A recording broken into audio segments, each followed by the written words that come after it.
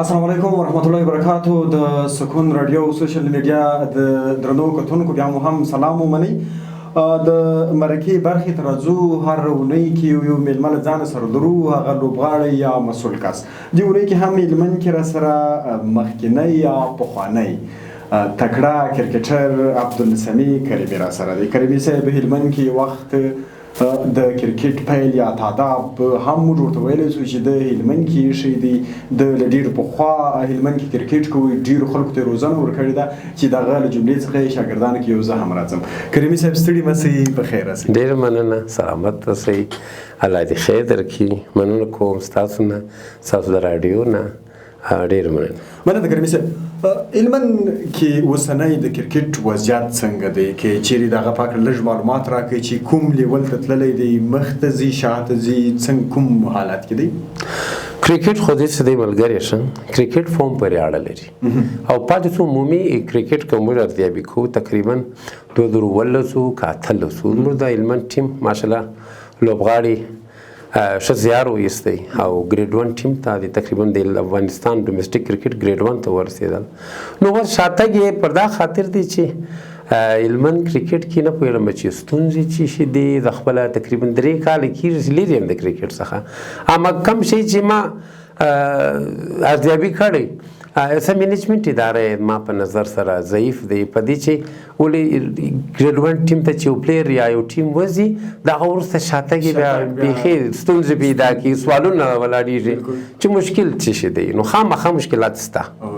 کریمي صاحب ستاسو لرېوالی له کرکټه په کوم خاطر وایه د هلمند د کرکټ ادارې تاسو ته خاص توجه نه کول که نه کومه بله ستونزه وه چې تاسو قرار له کرکټه لرې سوئ؟ ځکه ماشاءالله تاسو تکړه واست. همغه 2014-15 کې زما یادېږي چې دغه حوزه کې ستاسو غوندې بالر موږ په ټول جنوب غرب زون کې نه درلودی، ځکه موږ ته مو روزنه راکوله، موږ ته مو یو څه راښودل. نو موږ داسې تکړه پلیر یا لوبغاړی نه درلوده. لرېوالی مو په څه کې و؟ ولې لرې سولست د کرکټه؟ دغه کوم سوال چې تاسو زما څه کوي د سوال پسې څه هم د څو کلو څه ګرځم چې مشکل څه و چې د هلمند د ټیم څخه دونه کنار شول. نو وجې زه هم خپله هم نه پوهېږم چې ولې 2012 کې هم ما ټور کړی دی د دغه کرکټ بورډ سره چې فلحال پولادوال صاحب مسؤل دی. 2014 کې زه د ټیم وغورځول شولم. ستونزې څه شی دی زه خپله هم حال نه لرم، څه مشکل دی ما ته خپله هم نه معلومیږي چې ولې چې په هر ولایتي ټیمي که په هر ټیم کې تاسو ګورئ نړیوال لوبې هم تاسو ګورئ چې یو لیفټ آرم بالر کله چې لوبیږي صحیح شو، کله چې لوبیږي په یو ټیم کې هغه ته ډېر ترجیح ورکوي. ولې لیفټ آرم ډېر ستونزې جوړوي و بیټسمینانو ته. نو هلمند ټیم داسې صرف نظر کړلم چې زه خپله هم تر اوسه پورې حیران یم چې مشکل څه دی.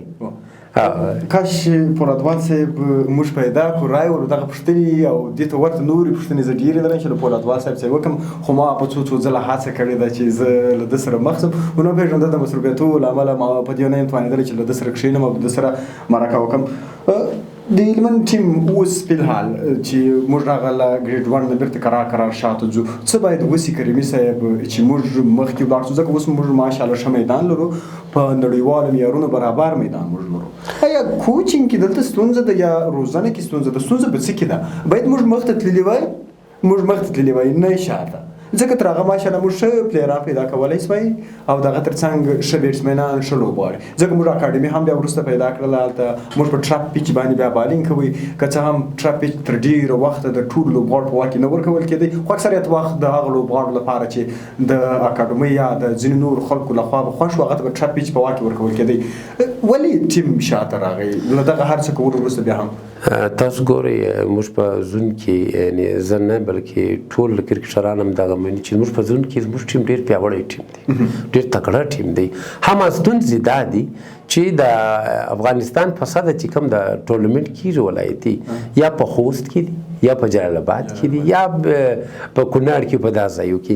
اوس مشکل دا دی چې زموږ لوبغاړي په دا بسته کال کې یو میچ هم پر پیچو باندې نه کوي، نو خامخا کنډیشن پر کوي، پیچ پر کوي. او موږ کوم پیچ چې فلحال جوړ دي معیاري نه دي جوړ، او موږ پیچ کې ډېر ستونزې دي، ډېر مشکلات دي پکښې. دا پیچ جوړ شوی دی خو نظر نشته نه د بورډ د خوا څخه بدراسي ویچ ساري پیچ هغه رقم نه دی جوړ لکه د کندهار پیچ جوړ دی، لکه د کابل جوړ دی. ولې وخت چې ګراوند په داس سویه باندې جوړیږي پیچ باید برابر وي، نو دا مشکلات پیښیږي اکثریت.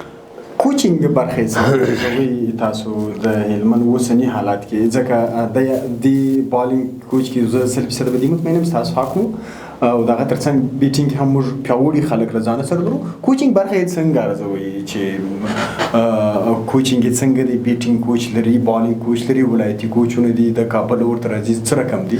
تاسو ګورئ په هلمند کې یقیني پیاوړی کوچ شته، یو زبردست کوچ دی ناصري صاحب چې دی ډېر ښه کوچینګ کوي، ولې چې فرست کلاس لوبي هم کړي، په ډېر شان یې سرخلاص دی. کوچینګ برخې کې ډېر مطالعه لري او د ټولو د افغانستان په سطحه د کوچو سره د اړیکې دي، یعنی داسې لوبغاړي د لاس لاندې د روزل سوي دي کوي. هم مشکلات په دا شی کې چې ما تاسو ټول موږ کوچینګ باشي کې نه، زموږ مینجمنټ اداره کې څه ضعیفه ده. اوس تاسو ګورئ عموما اوس کوچ نشي کولی چې یو ټیم مکمل تا ته جوړ کړي. تاسو ګورئ په دې کې ډېر بخښونه شته. اوس کوچ به وایي چې مثال فلان کې پلیر ډېر ښه لوبه کوي، نه هغه به جذب کړي، د بلې خوا څخه پلیر به رد شي.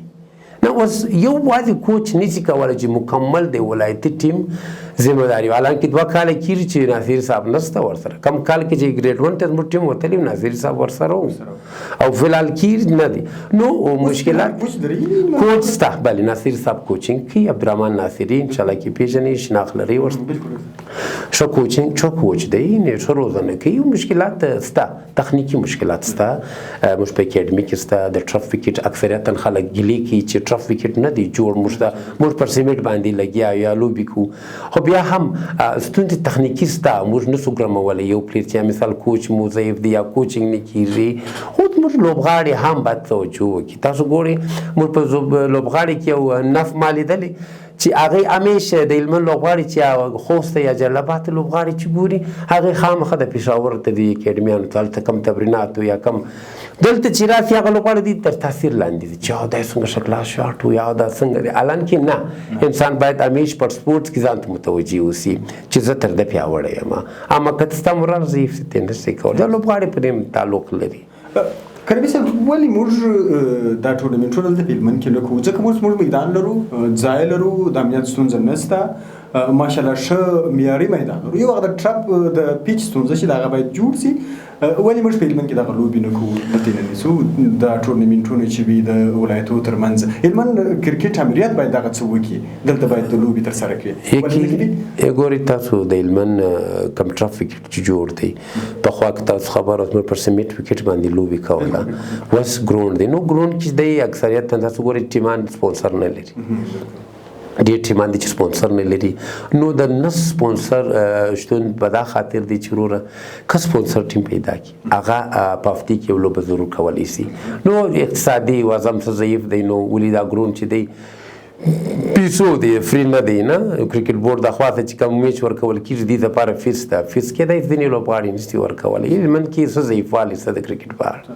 دلته چې داخل ښار کې چې موږ امریت لرو، له نږدې دي څارې دومره ستونزې دي، له ولسوالیو به څوک خبر وي؟ هلته څه ستونزې شته؟ هلته څه خبرې دي؟ څوک ورځي؟ څوک ورته وایي چې دا بال داسې کېږي، بیټ داسې نیول کېږي؟ څوک ستاسو معلومات لري؟ ځکه تاسو د کرکټ هم ډېر لرې پاتې شوي یاست، بیا هم کوم معلومات ورباندې لرئ؟ څوک ورځي نه ورځي؟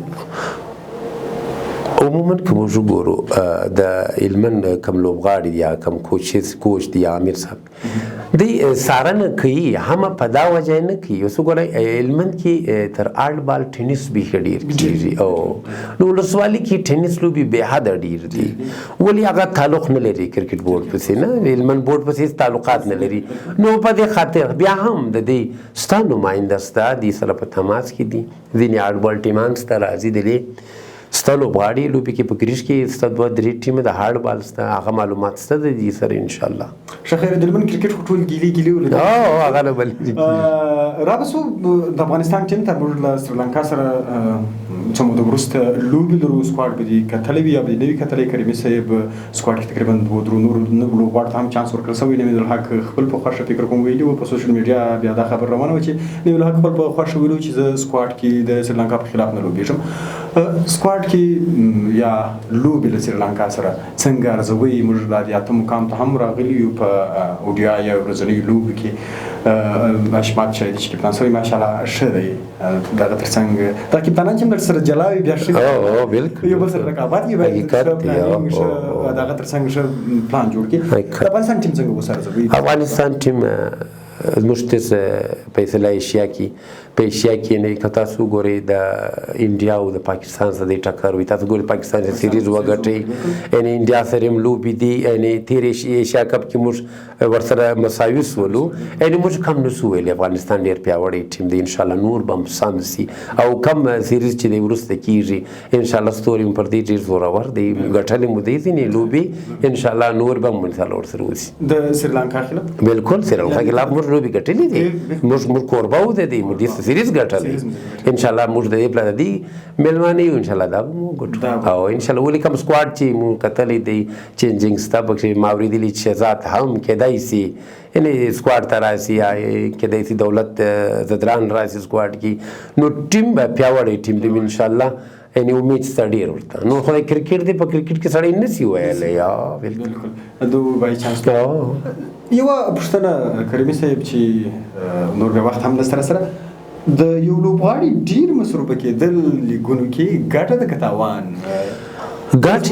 راشد خان تیر کال هغه مصروفه لوبغاړی بالکل سږ کال هم همداسې مصروف دی بالکل کیدای سي زما په نظر 10 کاله به دی نور هم دغسې مصروف تاسو ګورئ راشد ورځ په ورځ پرمختګ یې تاسو وینئ د سږ کال الحمدلله هایس وکټ ټیکر دی او ډېر ټاپ روان دي تاسو تېر میچ ولیدي چې تقریبا 4 اویا رنز یې وکړه 9 اویا رنز یې وکړه لس چکې درلودې پکښې او شپږیزې نو تاسو ګورئ نو فرق یې همدغه دی چې انشاءالله همدی چې کپټن شوی دی موږ 2 سیریزه ګټلي T20 نو دا یې انشاءالله پرمختګ دی مصروفه کېدل هم یو پلیر چې فټ وي کولی سي هغه باید مصروفه اوسي کریمي صاحب اکثریت خلک بیا په دې نظر دي چې کرکټ یا ګوري یا کوي یا یې څاري وایي چې کله یو لوبغاړی ډېر مصروفه کېږي په ډېر لیګونو کې لوبېږي د هغه له بال سره بیا خلک ولدېږي هغه دغه خبره تاسو تر کومه حده منئ؟ نه داسې نه دی ولې چې په کرکټ کې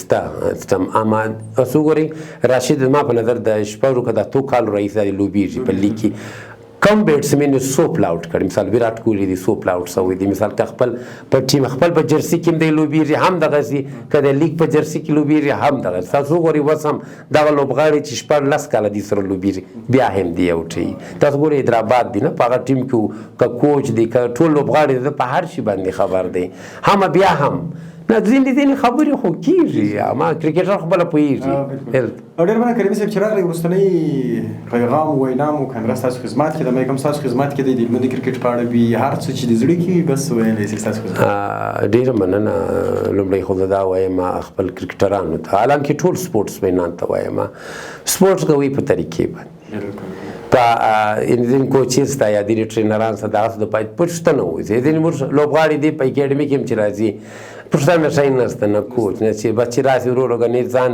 ګرم کړي نه شیخ به خاص اخته خپل بالینګ کې انسان باید همیشه ټول سپورټس مینو ته ما دا میسج دی چې باید انسان فکر وکړي چې کوم رشته انتخابي هغه یو سر ته ورسي او داسې دی نه چې لس ورځې مې دا ګیم کې لس ورځې هغه کوله ده ډېر مننه هیله کوم د یوس خوږو کتونکو دا اوس موږ د دې اونۍ ځانګړې مرکه تر بیا ما نورید پرمزي اجازه راکړئ ښه شه د الله په امان